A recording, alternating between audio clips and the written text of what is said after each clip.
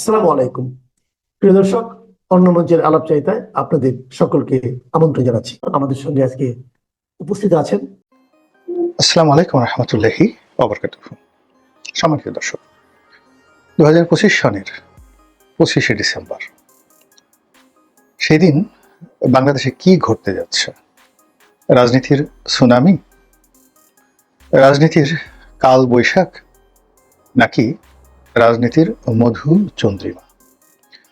বোঝার চেষ্টা করুন। সালটা হলো 2025, আবার মাসটি হলো ডিসেম্বর মাস, বিজয়ের মাস, আবার তারিখটিও 25 তারিখ। কি হবে? জনাব তারেক রহমান সাহেব তার দীর্ঘ যে প্রবাস জীবন, সেই প্রবাস জীবনের পর তিনি বাংলাদেশে ফেরত আসবেন বলে একেবারে পাক্কা কমিটমেন্ট জাতির সামনে দেয়া হয়েছে। এবং এই যে গত 15 মাস ধরে অবিরতভাবে নেতা আসবেন, আজ আসবেন, কাল আসবেন ইত্যাদি যে সকল আশ্বাসবাণী বিএনপির পক্ষ থেকে দেওয়া হয়েছিল, এটির চূড়ান্ত তারিখ ঘোষণা করা হয়েছে ডিসেম্বর মাসের 25 তারিখে। এখন ওই দিন জনাব তারেক রহমান সাহেব বাংলাদেশে আসবেন শতভাগ নিশ্চিত।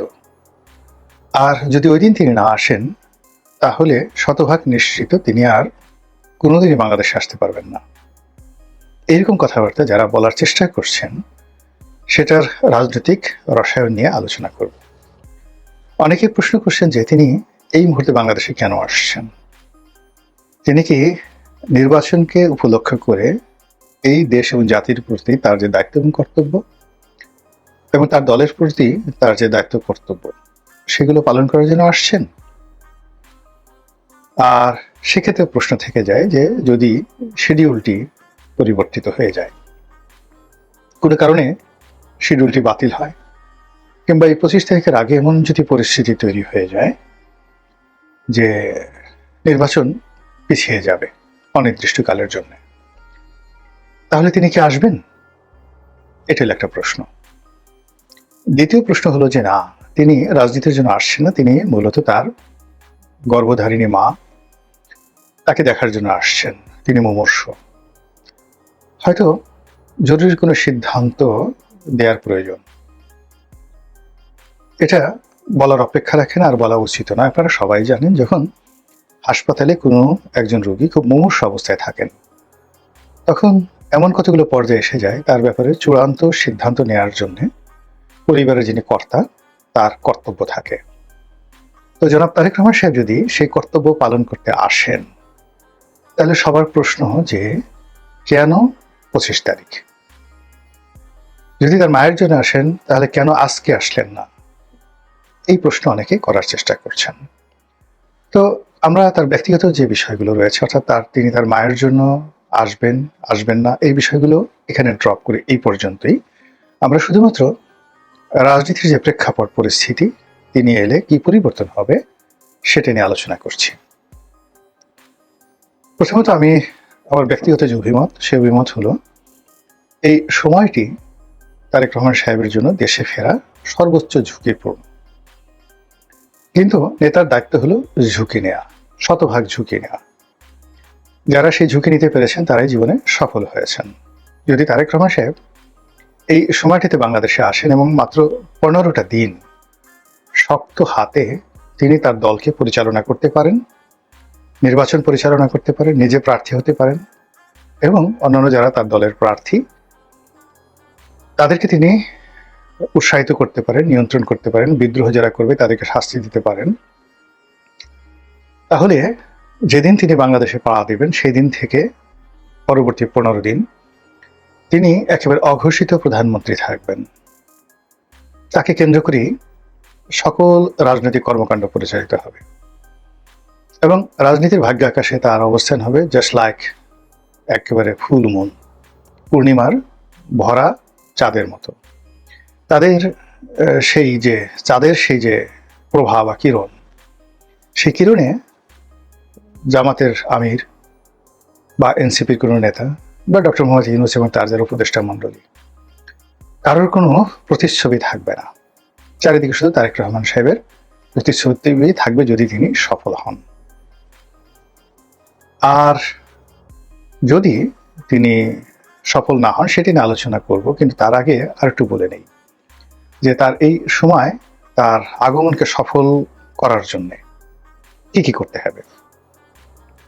আমার কাছে প্রথমত মনে হচ্ছে যে মির্জা ফখরুল সাহেব যেটি বলেছেন, যেদিন তারেক রহমান সাহেব আসবে সেদিন বাংলাদেশে কম্পন শুরু হয়ে যাবে, কাঁপাকাঁপি শুরু হয়ে যাবে। তো সেটি হওয়ার জন্য ঢাকা শহরে অ্যাটলিস্ট 1 কোটি লোকের সমাবেশ, মানে 1 কোটি তো আসলে সম্ভব নয়, 1,50,000 হলেই মানুষ বানিয়ে বানিয়ে বলবে যে 1 কোটি হয়েছে। সেই এয়ারপোর্ট থেকে শুরু করে ঢাকা শহরে লোকের লোকারণ্য হতে হবে তারেক রহমান সাহেবের আগমন উপলক্ষে স্বতঃস্ফূর্তভাবে। কোনো ওই মিছিল মিটিং ওরকম দরকার নেই, শুধু রাস্তার 2 পাশে তার জন্য দাঁড়ালেই হয়ে যাবে 25 তারিখে। এটা যদি বিএনপি না করতে পারে, অর্থাৎ 50 লাখ লোকের যদি তারা আয়োজন করতে না পারে, তাহলে ওনার এই আশাটা ওনার জন্য বুমেরাং হয়ে যাবে, কোনো কম্পন তৈরি হবে না। নাম্বার 1। নাম্বার 2 হলো যে তিনি এখন জাতীয় নেতা, সম্ভাব্য প্রধানমন্ত্রী, নির্বাচন হলে তিনি প্রধানমন্ত্রী হবেন, এটা বিএনপি প্রচার করছে। তো সেক্ষেত্রে তাকে গ্রহণ করার জন্য, বরণ করার জন্য দেশের বরেণ্য এবং প্রিয় মুখগুলোর উপস্থিতি এয়ারপোর্টে অপরিহার্য। সেক্ষেত্রে অধ্যাপক, মানে টেলিভিশনে যে সকল প্রিয় মুখগুলো রয়েছে তারা, দেশের বরেণ্য যে সকল ব্যক্তি রয়েছেন তারা, রাজনৈতিক ব্যক্তিবর্গ যারা রয়েছেন, সবাইকে বিএনপি দাওয়াত দিতে পারে। তো সেক্ষেত্রে যে সকল স্টার পলিটিশিয়ান রয়েছেন, সিনিয়র সকল দলের, জামাতের, বিএনপির, এমনকি আওয়ামী লীগের যে সকল ক্লিন লোকজন রয়েছেন, এরকম 200 থেকে 300 লোকের যদি একটা সমাবেশ, জাস্ট উনি আসলেন, এয়ারপোর্টে নেমেই তাদের সবার সঙ্গে করমর্দন করলেন, তারপর তিনি জনতার মধ্যে দলের কাছে চলে গেলেন, কিন্তু তার যে রিসিপশনটা এটা সর্বদলীয় হলে, সব দলীয়, মানে এখানে অধ্যাপক, মানে সকল পেশার, সাংবাদিক, সাহিত্যিক, সব সিনিয়র লোকজন, মানে দলীয় পান্ডা দিয়ে হবে না। তাকে যদি জাতীয় নেতা হিসেবে অভিহিত করতে হয়, এবং বিএনপি এই সময় দাওয়াত দিলে সেখানে যাবে না খুব অল্প লোক আছে, এবং তাদেরকে ওইভাবে সম্মান দিয়ে ভিআইপি লাউঞ্জে নিয়ে এরকম 100 সিলেক্টিভ 100, সেই 100-র মধ্যে হয়তো বিএনপির শীর্ষ নেতা থাকতে পারে 10 জন, বাকি 90 জন দলের বাইরে বিভিন্ন শ্রেণী পেশা থেকে 90 জন লোকে সিলেক্ট করে যদি ওনার সঙ্গে জাস্ট একটা ফটো সেশন করা যায়, তারপর তিনি জনগণের মধ্যে হারিয়ে গেলেন। এটা তার জন্য একটা গ্র্যান্ড রিসিপশন হবে, তিনি একজন সার্বজনীন নেতা হিসেবে প্রতিষ্ঠিত হবেন। এই কাজটি তিনি এয়ারপোর্ট থেকে বের হয়ে যাওয়ার পরে আর দ্বিতীয়বার সম্ভব হবে না। দ্বিতীয়বার আর এটা উনি, মানে দলীয় কর্মকাণ্ডে ব্যস্ত হওয়ার সঙ্গে সঙ্গে এটা আর ওনার পক্ষে সম্ভব হবে না, সার্বজনীন নেতা, তখন তিনি শুধুমাত্র দলীয় নেতা হয়ে যাবেন। নাম্বার 1। নাম্বার 2 হলো যে তিনি যে কর্মকাণ্ডগুলো করবেন সেই আগামী 15 দিন, অর্থাৎ 25 তারিখ থেকে শুরু করে পরবর্তী জানুয়ারির 10 তারিখ পর্যন্ত ওনার যে কর্মকাণ্ড, ওনার যে কর্মসূচি, এগুলো একটা শিডিউল যদি দলীয় নেতাকর্মীদেরকে দেওয়া হয় যে উনি এই কটা থেকে এই কটা এই কাজগুলো করবে, তাহলে অনাহত ভিড়, ভাট্টা, দাবি দাওয়া, তারপরে শেষে অনিয়ন্ত্রিত জনসভা, মিটিং, বৈঠক, এগুলো থেকে জনাব তারেক রহমান সাহেবকে আলাদা করে রাখা যাবে, এবং তার সময়টিকে ব্যস্ত রাখতে না পারলে এই যে তার আগমনটা পুরো বুমেরাং হয়ে যাবে। 3 নম্বর আমার কাছে যেটা মনে হচ্ছে যে যদি তাকে ছেড়ে দেওয়া হয় যে তিনি তার ইচ্ছা মতো সকাল থেকে রাত পর্যন্ত এইভাবে ব্যস্ত সময় কাটাবেন, সেক্ষেত্রে মানুষের যে আগ্রহ, সে আগ্রহ আসলে 24 ঘন্টার বেশি থাকে না, আবেগও 24 ঘন্টার বেশি থাকে না। তো দেখা গেল যে প্রথম দিন আসলো 50 লাখ লোক আসলো, দ্বিতীয় দিন, তৃতীয় দিন দেখা গেল যে 2000 লোকও আসছে না কোথাও। এই কারণে হলো তিনি তো তার বক্তব্য দিয়ে সোশ্যাল মাধ্যমে তিনি প্রতিদিনই কয়েকবার হাজির হচ্ছেন। তো এই জনসভাতে গিয়ে বা মানুষের মধ্যে আকর্ষণ সৃষ্টি করার জন্য যে ধরনের ন্যারেটিভ, যে ধরনের বক্তব্য, যে ধরনের নিত্য নতুন বিষয়াদি দরকার, এটা এই সময়টাতে সেই পরিবেশও নাই, পরিস্থিতি নাই, সে শব্দ রচনা করা সম্ভব নয়, আর মানুষের এখন ওইদিকে ধৈর্য নাই। ফলে উনি আসার পরে যদি উইদিন 1 উইক, 1 সপ্তাহের মধ্যে তার ব্যাপারে জনগণের আগ্রহটা না থাকে, তাহলে সর্বনাশ হয়ে যাবে। এই জন্য হয় কি, এই যে তিনি এসছেন, প্রথম দিন যে লোক হবে, তারপরে তার যে পাবলিক মিটিংগুলো হবে, সেই পাবলিক মিটিংগুলো একটার পর একটা তিনি বুলেট প্রুফ গাড়িতে করে গেলেন, হেলিকপ্টারে চড়লেন, হেলিকপ্টারে গিয়ে বরিশাল নামলেন, 4টে বিভাগের শহরে গেলেন। মানে তখন এই জোয়ারটা যদি কন্টিনিউ বিএনপি না করতে পারে, তাহলে জনাব তারেক রহমান সাহেবের মধ্যে আর ডক্টর শফিকুর রহমানের মধ্যে আর হেফাজতের আমির অথবা তাবলিকের আমির অথবা মামুনুল হক সাহেব, এদের মধ্যে খুব বেশি ডিফারেন্স হবে না।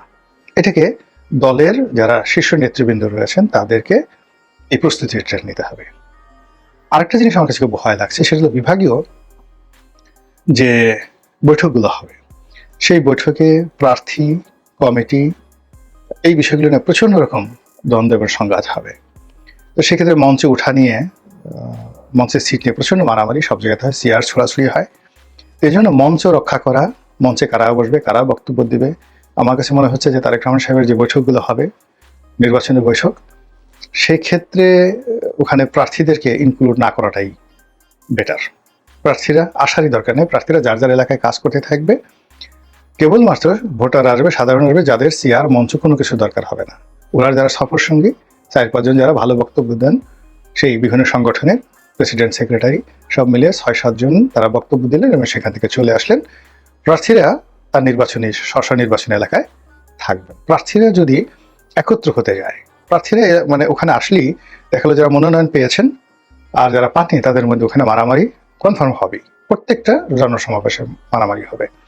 তো সেক্ষেত্রে দেখা গেল যে যারা প্রার্থী আছে তাদেরকে বলো তোমরা নির্বাচনী এলাকায় কাজ করতে থাকো আর কর্মী পাঠাও, সাধারণ কর্মীদেরকে পাঠাতে থাকো, তারা আসতে থাকো আর কি।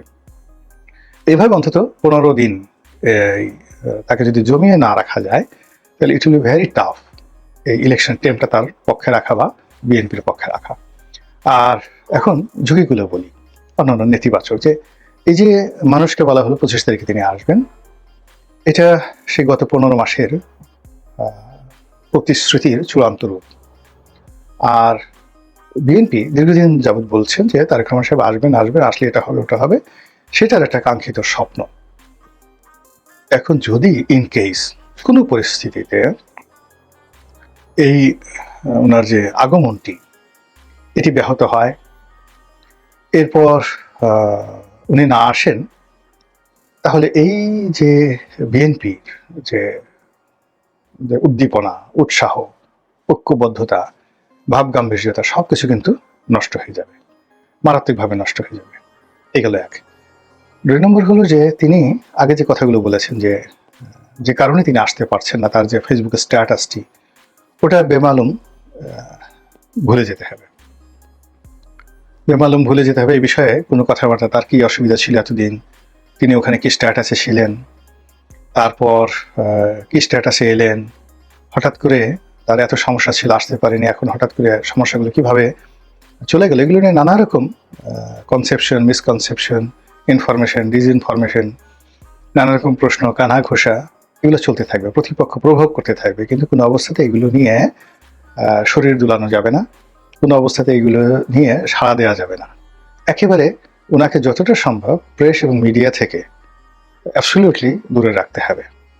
এই নির্বাচনের মানে একদম আগ পর্যন্ত দেশি বিদেশি যে কোনো মিডিয়ার সঙ্গে তার যে সাক্ষাৎকারটি, এটি অ্যাভয়েড করাটা মানে বিএনপির জন্য ফরজ যায়। আদারওয়াইজ এটা মানে ওনার আশাটা দলের জন্য শুভ পরিণয় বা শুভ পরিণামের পরিবর্তে মন্দ নজির হিসাবে বিবেচিত হতে পারে। ওনাকে মিডিয়ার ধারে কাছে আনার দরকার, আর ওনাকে নিয়ে কোনো কথা বলার দরকার নেই। তার সাথে সাধারণ জনগণ, ভোটার যারা শুধু তারেক রহমান সাহেবকে, শহীদ প্রেসিডেন্ট জিয়াউর রহমানকে, বেগম খালেদা জিয়াকে ভালোবাসেন, ধানের শেষের মার্কা করেন, তাকে নিয়ে ব্যস্ত থাকলে হবে।